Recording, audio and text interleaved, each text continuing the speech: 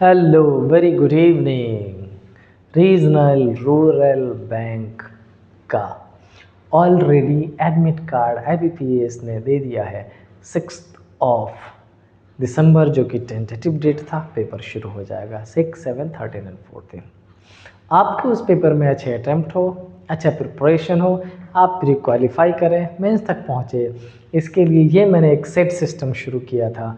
किस नाम के अंदर? उड़ान के अंदर, ताकि आपको उड़ा के पहुँचा दें।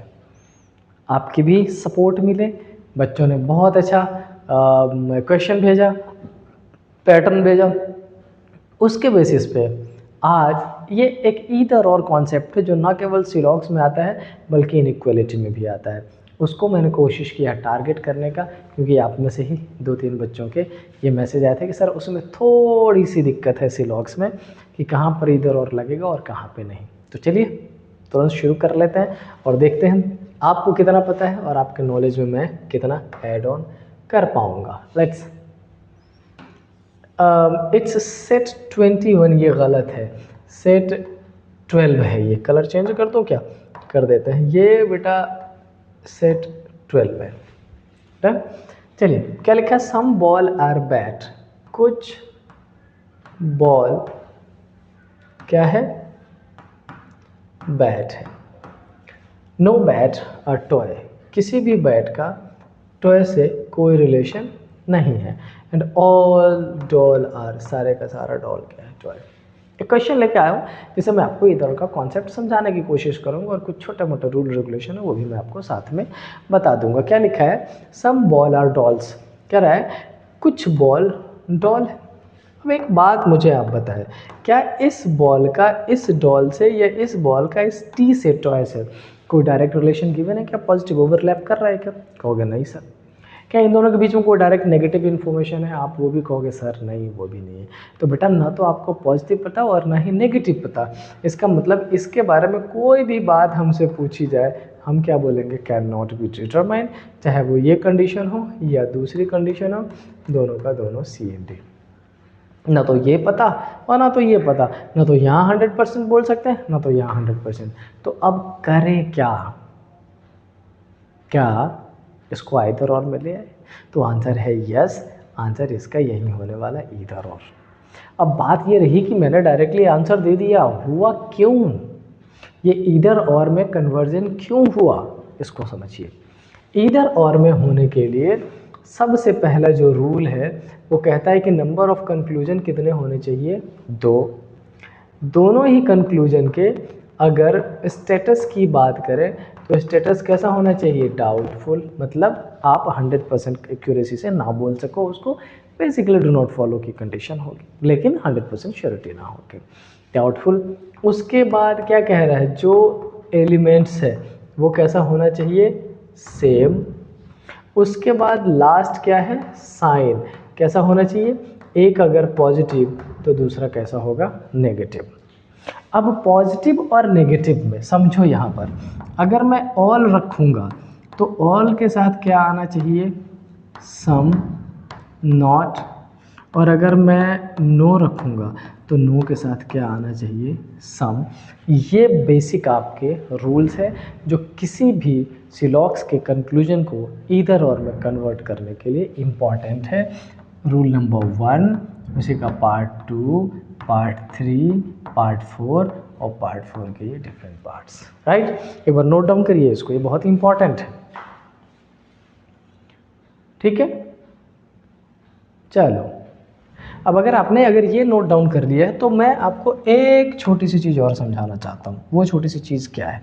वो छोटी सी चीज़ ये है कि क्या ऑल और सम नॉट हर केस में ईदर और बन जाएगा? क्या नो और सम हर केस में ईदर और बन जाएगा? क्या यहाँ पर बॉल और डॉल की कंडीशन, ध्यान से देखिएगा, ये बहुत इंपॉर्टेंट चीज़ बता रहा हूँ जिसकी वजह से आपको कन्फ्यूजन था। ये बॉल और डॉल की कंडीशन फ़िलहाल तो सेम है। क्या एक में बॉल और डॉल यहीं पे और दूसरे में डॉल इधर और बॉल इधर, मतलब बॉल और डॉल की पोजीशन इंटरचेंज कर दें, क्या तब भी इधर और बन जाएगा? आंसर है एवरीवेयर नहीं। कुछ केसेस आएंगे जिसमें ये 100% पॉसिबल नहीं होगा। तो आखिर वो कौन सा केस है, यही समझते हैं अपन अगले में। चलिए दिखाता हूँ मैं आपको कि अपन आगे कैसे इसको समझेंगे। तो मैं समझाता हूँ आपको बहुत ही छोटे सिंपल बट अच्छे एग्जाम्पल से। सपोज कर लीजिए कि एक स्टेटमेंट में लिखा है सम ए आर बी और फिर लिखा है sum B R C. Conclusion कैसा दे रहा हूँ वो समझिएगा।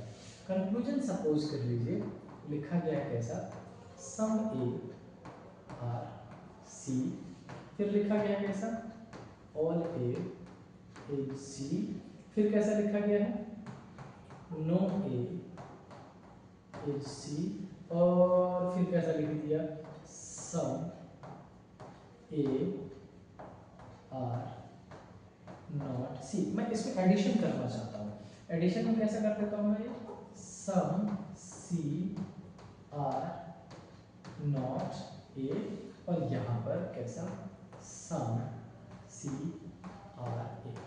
अब देखो पिछले स्लाइड्स में जो मैंने लिखवाया आपको कि इधर और में जाने के लिए ये 4 डिफरेंट कंडीशन है जिसका होना जरूरी है। 2 पेयर होने चाहिए, दोनों डाउटफुल होना चाहिए, एलिमेंट सेम होना चाहिए, एक पॉजिटिव एक नेगेटिव, सम के साथ नो होना चाहिए और के साथ सम नॉट। बट अब हमें प्रूफ क्या करना है, हमें प्रूफ ये करना है कि क्या एवरी टाइम सम और नो का पेयर आइदर और में चला जाएगा, क्या एवरी टाइम ऑल और सम नॉट का पेयर इधर और में चला जाएगा, या कोई कंडीशन ऐसा हो सकता है जहां पर ऑल और सम नॉट आइदर और में ना जाके बल्कि सारे कंडीशन को फुलफिल करते हुए भी वो नाइदर और में चला जाता है। इफ यस देन क्यों और कब।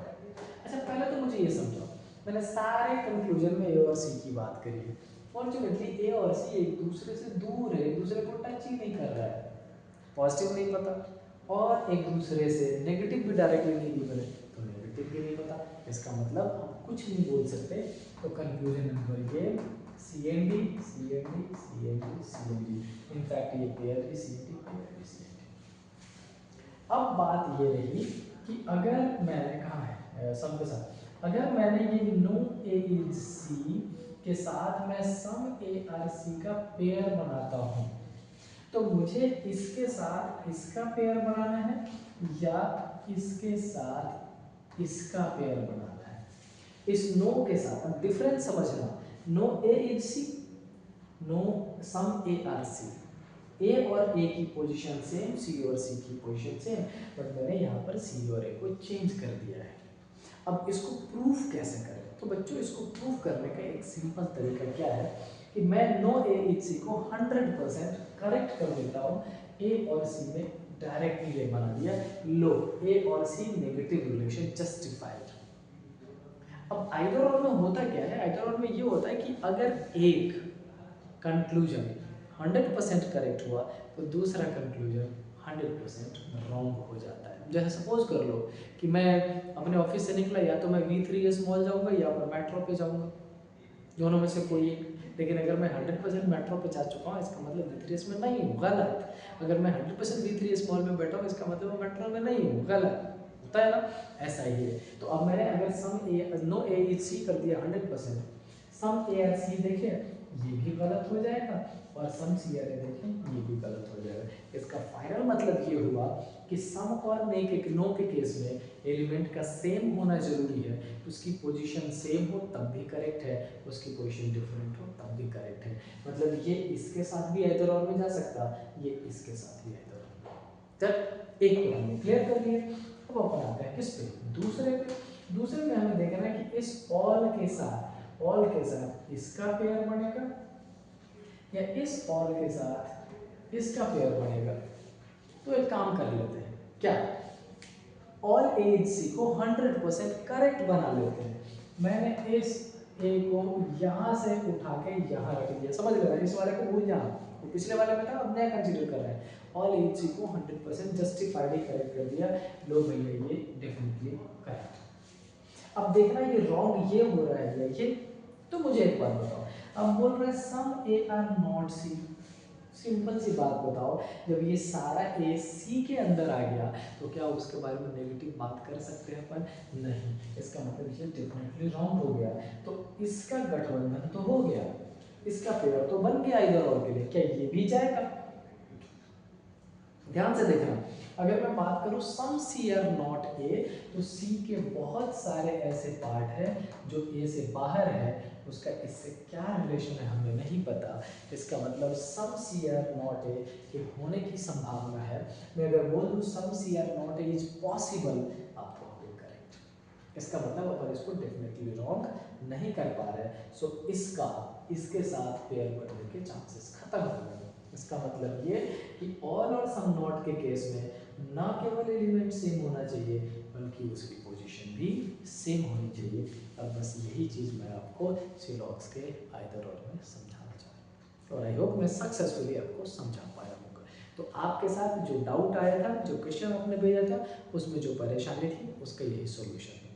ऑल और सम नॉट में न केवल एलिमेंट सेम, पोजीशन भी सेम। कई बार आप ये देख लेते हो सर सारे केसेज कट कर दिया एकदम करेक्ट आंसर, बट नहीं, मन आए तो में चला जाएगा।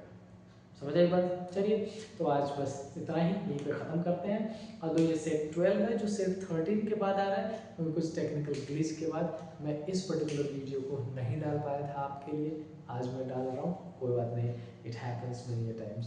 सो पढ़ते रहिए, हंसते रहिए, मुस्कुराते रहिए, खुश रहिए। जय हिंद।